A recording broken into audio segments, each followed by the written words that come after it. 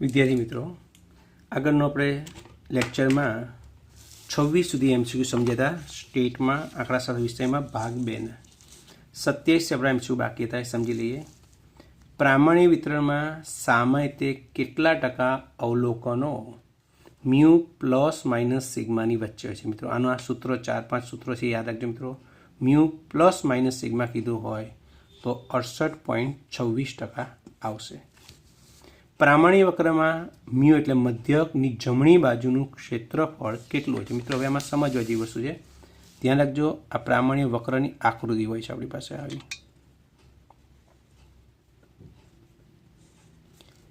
Zero, minus infinity, plus infinity. આ જમણી બાજુનો ભાગ, આ ડાબી બાજુનું. જમણી બાજુનું ક્ષેત્રફળ હંમેશા 0.5 હોય અને ડાબી બાજુનું ક્ષેત્રફળ પણ 0.5 પ્લસ જ હોય. બરાબર મિત્રો. ઝેડની કિંમત પ્લસ માઇનસ હોય પણ ક્ષેત્રફળ હંમેશા એ પ્લસમાં જ હોય. ક્ષેત્રફળ એટલે સંભાવના. તો મિત્રો અહીંયા જમણી બાજુનું ક્ષેત્રફળ કીધું હોય કે ડાબી બાજુનું, એની સંભાવના 0.5 જ હોય. બરાબર. પ્લસ 0.5 આવશે આપણો જવાબ. માઇનસના લગતા ધ્યાન રાખજો મિત્રો.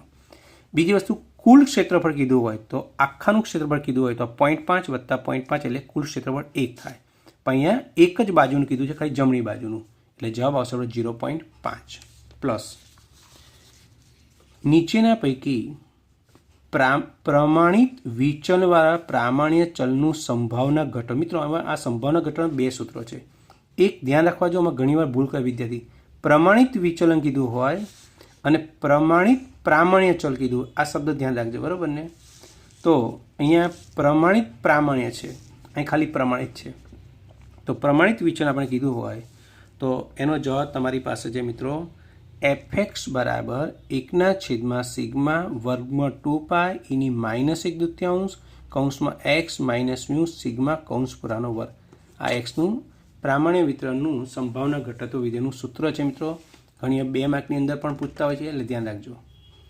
પ્રમાણિત પ્રામાણ્ય કીધું હોય તો એનો જવાબ આપણી પાસે જે 30મો નંબરનો એમસીક્યુ છે મિત્રો, એમાં બી આવશે. fz બરાબર 1/2 વર્ગમાં 2π એની -1/2 z સ્ક્વેર. આપણો જવાબ આવશે મિત્રો. અહીંયા માઇનસ ઇન્ફિનિટિવ z, અહીંયા પ્લસ ઇન્ફિનિટિવ છે, બરાબર. ધ્યાન રાખજો. Minus infinitive less than z less than infinitive plus. આપણો જવાબ છે બી. નીચેના પૈકી પ્રમાણિત પ્રામાણ્ય ચલના મધ્યક અને વિચરણ કયા છે મિત્રો. પ્રમાણિત પ્રામાણ્ય ચલ અહીં કીધું છે, ધ્યાનથી સમજો. તો એના મધ્યક અને વિચરણની કિંમત, તો આપણે જવાબ આવશે એ. મધ્યકની કિંમત 0 હોય, વિચરણની કિંમત 1 હોય. આ થિયરિકલ છે, જે તમારે યાદ રાખવાનું મિત્રો. પ્રામાણ્ય વક્રનું કુલ ક્ષેત્ર, જો હમણાં સમજો મિત્રો, આ પ્રામાણ્ય કુલ ક્ષેત્રફળ એટલે કુલ સંભાવના કેટલી હોય? 1 હોય. તો પ્રામાણ્ય વક્રનું કુલ ક્ષેત્રફળ પ્લસ 1 હોય. ક્ષેત્રફળ સંભાવના કોઈ માઇનસમાં ના હોય, ધ્યાન રાખજો. પ્લસ 1 આવે. પ્રામાણ્ય વક્રમાં મ્યુથી જમણી બાજુના પ્રદેશનું ક્ષેત્રફળ કેટલું હોય? હમણાં આગળ આવી ગયો, રિપીટ થયો એમસીક્યુ. 0.5 આવશે મિત્રો. પ્રામાણ્ય વિતરણ 99% અવલોકન સીમા કેટલી? મિત્રો આગળ હમણાં હતું તમારી પાસે, અગત્યનો પ્રશ્ન કીધું હતું. તો આવા 5 તમારી પાસે કન્સેપ્ટ છે, યાદ રાખજો. તો મિત્રો 99% આપણને કીધું હોય તો જવાબ આવશે આપણો D, mu plus minus 2.575 sigma છે. પ્રમાણિત પ્રામાણ્યનો સંભાવના વક્ર કેવો હોય છે મિત્રો? તમે જો આ પ્રામાણ્ય વક્ર 2 આકારનો હોય છે, એટલે ઘંટાકાર સ્વરૂપનો. તો મિત્રો સંપૂર્ણ ઘંટાકાર વક્ર હોય છે. પ્રામાણ્ય ચલ માટે સરેરાશ વિચલનની લગભગ કિંમત નીચેના પૈકી કઈ છે? બરાબર, આ સમજવા જેમ છે મિત્રો. આમાં પણ 2 પ્રકારના પ્રશ્નો પૂછે, પ્રામાણ્ય ચલ ને પ્રમાણિત પ્રામાણ્ય. જો પ્રામાણ્ય ચલ કીધું છે તો સરેરાશ વિચલન છે, એનો જવાબ આવશે 4/5 સિગ્મા. પણ પ્રમાણિત પ્રામાણ્ય કીધું હોય તો ખાલી 4/5 આવે મિત્રો, ધ્યાન રાખજો, બરાબર. અહીં ખાલી પ્રામાણ્ય ચલ છે એટલે 4/5 સિગ્મા આવશે. પ્રમાણિત પ્રામાણ્ય ચલ માટે ચતુર્થક વિચલનની લગભગ કિંમત કેટલી? પ્રમાણિત પ્રામાણ્ય, જો ખાલી પ્રામાણ્ય ચલ કીધું હોય તો જવાબ આવે 2/3 સિગ્મા. પણ આગળ પ્રમાણિત છે તેનો જવાબ આવશે ખાલી 2/3 મિત્રો. આ વસ્તુ યાદ રાખવાની છે. પ્રમાણિત પ્રામાણ્ય ચલ માટે ચતુર્થક વિચલનની લગભગ કિંમત નીચેના પૈકી કઈ હોય છે, બરાબર. તો આ એક MCQ તમારી પાસે હતો અહીંયા, એ સમજવા જેવું MCQ મિત્રો.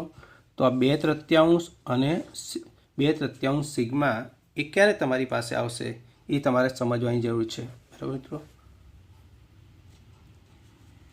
પ્રામાણિક વિતરણ કીધું હોય તો વસ્તુ અલગ હશે, પ્રામાણિક કીધું હોય તો અલગ હશે. એટલે બે વસ્તુ ધ્યાનમાં રાખજો, A અને B બેમાં 2/3 ક્યારે આવે અને 2/3 સિગ્મા ક્યારે આવશે મિત્રો, બરાબર. પ્રામાણિક વિતરણ માટે મધ્યક અને પ્રથમ ચતુર્થકનો જવાબ આપી દો મિત્રો. ત્રીજો ચતુર્થક આપણે શોધવાનો છે. તો મધ્યક બરાબર સૂત્ર છે Q3 + Q1 / 2. મધ્યક એનો જવાબ આપણી પાસે છે 11. મધ્યક 11, Q3 આપણે શોધવાનો છે.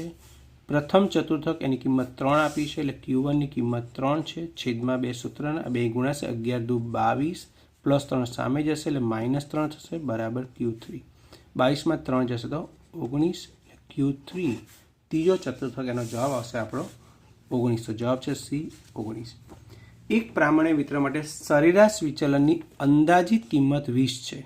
સરેરાશ વિચલન પ્રામાણિક વિતરણમાં સરેરાશ વિચલન એનું સૂત્ર છે મિત્રો, સરેરાશ વિચલન જેને આપણે MD કહીએ છીએ, એનું સૂત્ર છે 4/5 સિગ્મા. તો એની કિંમત 20 આપણને આપી છે. આ 4/5 સામે ઉલટાઈ જશે, 5/4 બરાબર 20 × 100 / 4 એટલે 25 આવશે. આ સિગ્માની કિંમત આવી.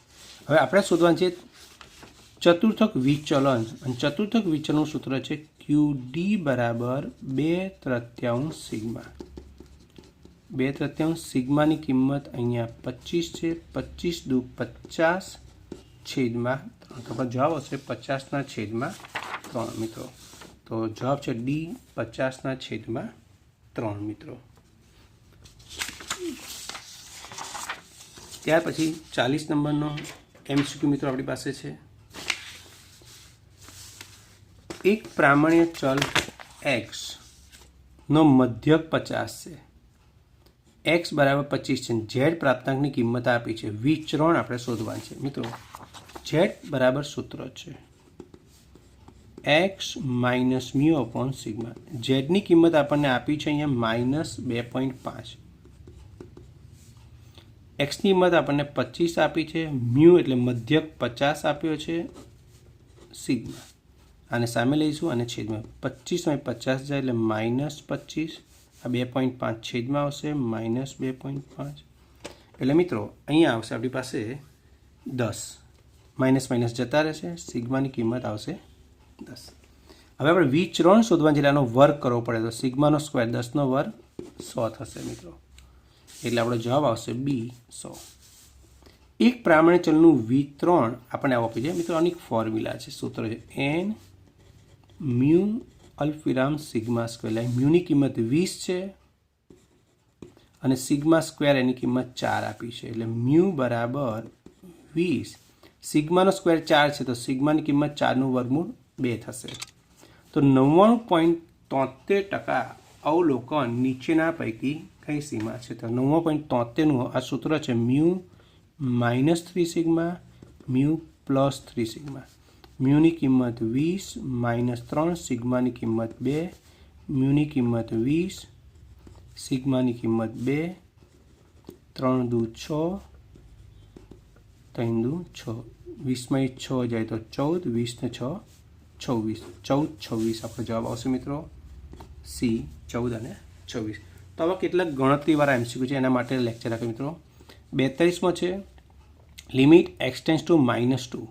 એટલે x ની કિંમત -2 છે. અહીં રકમમાં જ્યાં x હોય ત્યાં -2 મુકાય. આ 10 એમના એમ x ની કિંમત -2, પણ x આપ્યા નથી એટલે આપણો જવાબ ખાલી 10 જ રહેશે મિત્રો. તો જવાબ આવશે આપણો A 10 મિત્રો. ત્યાર પછી છે લિમિટ x → 4. x ની કિંમત 4 છે, અહીં 4 મૂકી દઈએ તો 4 એટલે કૌંસ 4 ગુણ્યા x ની કિંમત 4, 4 ગુણ્યા 4 16, 16 + 9, 16 ને 9 મિત્રો 25 થશે. અને એનું વર્ગમૂળ કરે 25 નું વર્ગમૂળ 5. જવાબ આવશે 5 મિત્રો. હવે આપણે અહીંયા k ની કિંમત છે. આ માનાંક સ્વરૂપ. માનાંકનું સૂત્ર છે માનાંકમાં x - a delta. તો ડેલ્ટાની કિંમત k છે. તો આ સામીપ્યનું સૂત્ર છે, અને સામીપ્યનું સૂત્ર છે n એ અલ્પવિરામ ડેલ્ટા, આ એ છે, આ ડેલ્ટાની કિંમત 0.07 છે, તો અહીં ડેલ્ટાની કે છે એટલે કેની કિંમત 0.07 થાય, એટલે આપણો જવાબ આવશે સી 0.07. સામીપ્ય સ્વરૂપ આપ્યું છે અને માનાંકમાં ફેરવવાનું, માનાંકનું સૂત્ર મૂકી દઈએ મિત્રો. આપણે સામીપ્ય સ્વરૂપ આપણને આપ્યું છે એન, માનાંકમાં લખવાનું છે, માનાંકનું સૂત્ર છે માનાંકમાં એક્સ માઇનસ એ લેસ દેન ડેલ્ટા. તો એક્સ એમના એમ, એની કિંમત કહેવાય 5 અને ડેલ્ટાની કિંમત 0.02 આપી છે, એટલે એક્સ માઇનસ 5 0.02, તો એક્સ માઇનસ 5 લેસ દેન 0.02 જવાબ આવશે આપણો ડી મિત્રો. ત્યાર પછી આ 47 નંબરનો જે એમસીક્યુ છે મિત્રો, એ સારો સમજવા જેવો એમસીક્યુ છે અને ગણતરી ઘણી મોટી છે. તમને રકમ આપી છે 2 માર્કના દાખલા મોટે ભાગે આ તો પૂછાય એવું છે, 2x + 1 લેસ દેન 1/5. હવે માનાંકનું સૂત્ર મિત્રો આવું છે, માનાંકમાં એક્સ માઇનસ એ લેસ દેન ડેલ્ટા આવું સૂત્ર છે, એક્સ માઇનસ એ લેસ દેન ડેલ્ટા આવું સૂત્ર છે. એટલે અહીંયા ખાલી એક્સ હોય, જેમ ભલે 2 જોડે આપે છે, આ બેને કાઢવા પડશે આપણે, એટલે આખી રકમને 2 વડે ભાગવું પડશે, અને 2 વડે ભાગશું, અને 2 વડે, અને 2 જતા રહ્યા, વત્તા 1/2 લેસ દેન, અંશનો છેદ જોડ ગુણાઈ જશે, 5 દુ 10. હવે અહીંયા માઇનસ છે ને અહીં પ્લસ છે, એટલે આ કિંમત માઇનસ હોય, એટલે એ બરાબર એની કિંમત છે -1/2 અને ડેલ્ટાની કિંમત +1/2. હવે આપણને કીધું છે અંતરાલ સ્વરૂપમાં દર્શાવવાનું છે. કયા સ્વરૂપમાં મિત્રો? અંતરાલ સ્વરૂપમાં દર્શાવવાનું છે. તો અંતરાલનું સૂત્ર આપણે લખીએ, એ માઇનસ ડેલ્ટા, એ પ્લસ ડેલ્ટા. એની કિંમત છે -1/2, ડેલ્ટાની કિંમત છે 1/10. એની કિંમત -1/2, ડેલ્ટાની કિંમત 1/10. બેના છેદ સરખા કરવા પડશે મિત્રો. અહીં 10 છે, 10 એટલે 5 વડે ગુણીશું, 5 વડે 5 × 5 માઇનસ છેદમાં 5 દુ 10. આ પદ એનું એ. અહીંયા 10 છે, અહીં 10 લાવવા માટે 5 વડે ગુણીશું, 5 વડે 5 × 5 5 દુ 10. માઇનસમાં માઇનસ 1 એટલે -6, માઇનસ માઇનસ પ્લસ, બેના છેદમાં 10 છે, એકવાર 10 લખાશે, માઇનસમાં વત્તા 1 એટલે -4/10. એટલે આપણો જવાબ હશે -6/10 અને -4/10.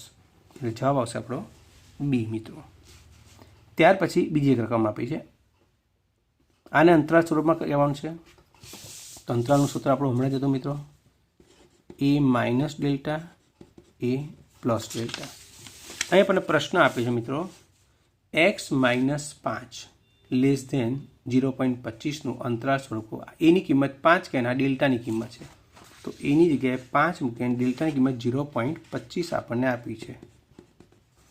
એની કિંમત 5, ડેલ્ટાની કિંમત 0.25, આની બાદ બાકી 4.75 થશે, આનો સરવાળો 5.25 થશે. તો આપણો જવાબ છે 4.75 અને 5.25 મિત્રો. 4.75 પ્લસ છે, 5.25 પણ પ્લસ, એટલે જવાબ આવશે એ.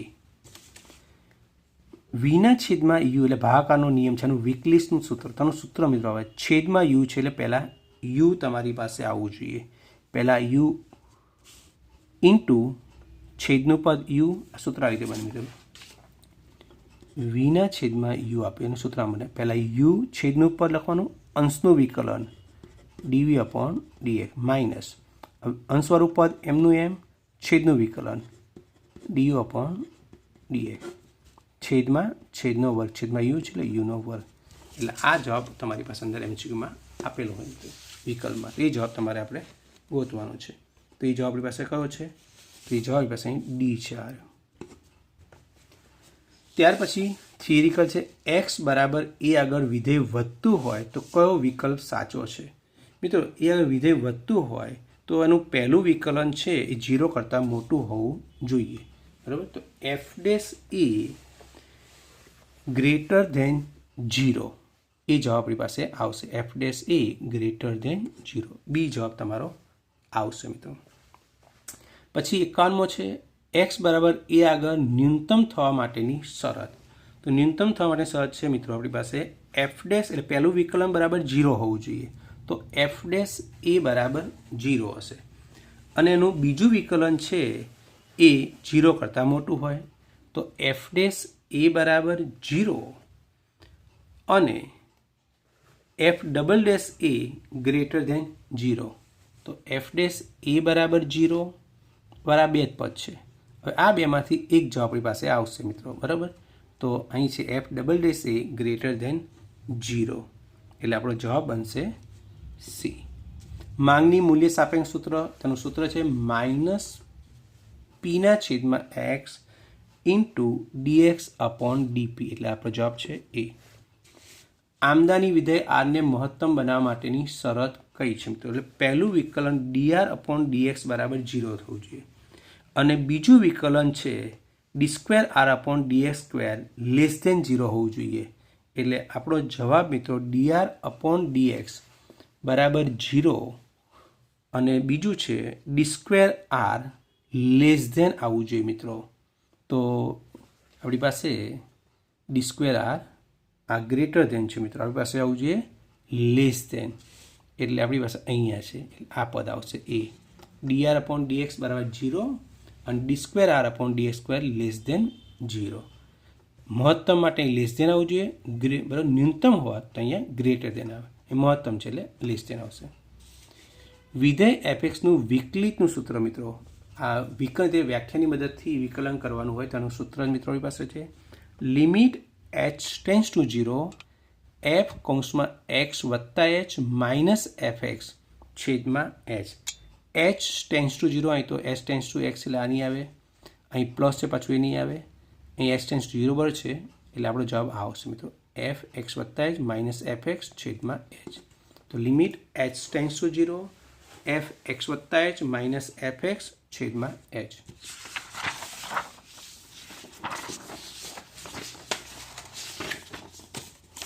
તો મિત્રો અહીં સુધી તમારી પાસે મહત્ત્વના જે એમસીક્યુ હતા એ બધા મેં એમસીક્યુ લઈ લીધેલા છે મિત્રો. કોઈ એમસીક્યુ આપણી પાસે હવે બાકી હોય તો જરા જોઈ લઈએ. 55 નંબર એક એમસીક્યુ છે આપણી પાસે. y બરાબર એ એક્સની એન ઘાત, તો ડીવાય અપોન ડીએક્સનું વિકલન કાં છે? તો ઘાતવાળું પદ ઘાત આગળ આવી જાય એટલે એ એમના એમ રહેશે, એનો સહગુણક એન આગળ આવી જશે અને જે ઘાત આપી છે એમાંથી એક માઇનસ થશે. આ વિકલનનો નિયમ છે મિત્રો. તો અહીંયા એન આગળ આવી જશે, એક્સ એમના એમ, એનમાંથી એક minus A N એક્સની N minus 1, બરાબર. એટલે આપણો જવાબ હશે A N x N minus 1, જવાબ હશે બી મિત્રો આપણી પાસે. ત્યાર પછી 56 નંબરનો એમસીક્યુ છે. ફરી આ સમજાવી દો એકવાર મિત્રો. એ એક્સની ઉપર એન ઘાત આપી છે, એનું વિકલન કરવું છે, એ એમનેમ છે, એન ઘાત આગળ આવી જશે અને જે ઘાત છે એમાંથી એક માઇનસ થઈ જશે. તો A N into x any N minus 1 આપણો જવાબ બનશે. 56 છે એ એક્સ વત્તા બી ડીવાય અપોન ડીએક્સ, એટલે એક્સનું વિકલન કરે છે, એક્સનું વિકલન 1 થાય તો એને 1 વડે ગુણ તો એ, અને એક્સ વગરનું પછી એનું વિકલન 0 થાય મિત્રો. તો આપણો જવાબ હશે ખાલી એ, તો આપેલો જવાબ હશે. ત્યાર પછી 57 નંબરનો એમસીક્યુ છે મિત્રો. છેદમાં 100 પદ આપ્યું છે, આનું વિકલન છે મિત્રો. છેદમાં 100 પદ હોય તો વિકલનમાં નિયમ છે નિશાની બદલવાની, એટલે પ્લસ છે તો માઇનસ કરવાનું. આ બે ઘાત ઉપર ગુણાઈ જાય, અહીં સાઈડમાં વર્કિંગ નોટ કર્યું, માઇનસ 2 ઉપર ગુણાઈ જશે, 4 દુ 8, અને છેદમાં એક્સ હોય તો ઘાતમાં એક ઉમેરવાનું, બે ઘાત છે તેમાં એક ઉમેર તો 3 ઘાત થાય, એટલે માઇનસ 8ના છેદમાં એક્સની 3 ઘાત, એટલે જવાબ બી આપણી પાસે આવશે મિત્રો. અને ત્યાર પછી અહીંયા ગુણાકારની તે વિકલનનું સૂત્ર આપણને પૂછ્યું છે. યુ અને વી બે પદ છે, ગુણાકારથી એનું વિકલન કરવાનું છે મિત્રો. અને ગુણાકારથી વિકલન કરવાનું હોય તો એનો નિયમ પહેલું યુ છે તો પહેલું પદ યુ એનું એ, બીજું પદ વીનું વિકલન ડીવી અપોન ડીએક્સ વત્તા બીજું પદ વી એનું એ અને પહેલા પદનું વિકલન યુનું એટલે ડીયુ અપોન ડીએક્સ. આપણે જવાબ હશે ડી. આ નિયમથી સમજાવ્યું કે કેવી રીતે સૂત્ર બને છે. આ બે પદનું વિકલન કરવાનું હતું અને ગુણાકારનો નિયમ પહેલું પદ જે છે એ એમનું એમ રહે, બીજા પદનું વિકલન તો ડીવી અપોન ડીએક્સ વત્તા બીજું પદ એનું એ રહે અને પહેલા પદનું વિકલન યુનું વિકલન ડીયુ અપોન ડીએક્સ. ઓકે વિદ્યાર્થી મિત્રો, જો વિડીયો તમને પસંદ પડ્યો હોય તો ખાસ તમારા મિત્રો શેર કરજો, લાઇક કરજો અને કોમેન્ટ કરવાનું ખાસ ભૂલતા નહીં મિત્રો. ચેનલને સબસ્ક્રાઈબ કરી દેજો જો સબસ્ક્રાઈબ ના કરી હોય તો. થેન્ક યુ મિત્રો.